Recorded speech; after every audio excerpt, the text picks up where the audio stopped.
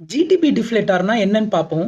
இந்த GDP deflator மூலியமா எவ்வளோ சதவீதம் இன்ஃப்ளேஷன் அதாவது பணவீக்கம் அடைஞ்சிருக்குங்கிறத கண்டுபிடிக்க முடியும். அந்த பொருளாதாரத்தில் உற்பத்தி பண்ணப்பட்ட குட்ஸ் அண்ட் சர்வீஸோட பிரைஸ் விலையில் ஏற்பட்ட மாற்றத்தை வச்சு நம்மளால இதை கண்டுபிடிக்க முடியும். அது எப்படிங்கிறத பார்ப்போம். Nominal GDP divide by real GDP into 100. Nominal ஜிடிபினா உற்பத்தி பண்ணப்பட்ட பொருட்கள் மற்றும் சேவையை கரண்ட் மார்க்கெட் பிரைஸ் அதாவது தற்போதைய சந்தை விலைக்கு மதிப்பீடு பண்ணி பார்த்தா அது நாமினல் ஜிடிபி. இப்போ அதே குட்ஸ் அண்ட் சர்வீஸை பேஸ் இயர் மார்க்கெட் பிரைஸோட நம்ம கால்குலேட் பண்ணி பார்த்தோம்னா அது பேர் ரியல் ஜிடிபி. பேஸ் இயர்னா ஏதாவது காலகட்டத்தில் பொருளாதாரம் ஏற்றமும் இறக்கமும் அடையாமல் ஸ்டேபிளாக இருந்திருக்கும். அந்த டைமில் இருக்கக்கூடிய மார்க்கெட் ப்ரைஸை தான் பேஸ் இயர் மார்க்கெட் ப்ரைஸ்பாங்க. அதை வச்சு கால்குலேட் பண்ணுறது தான் ரியல் ஜிடிபி.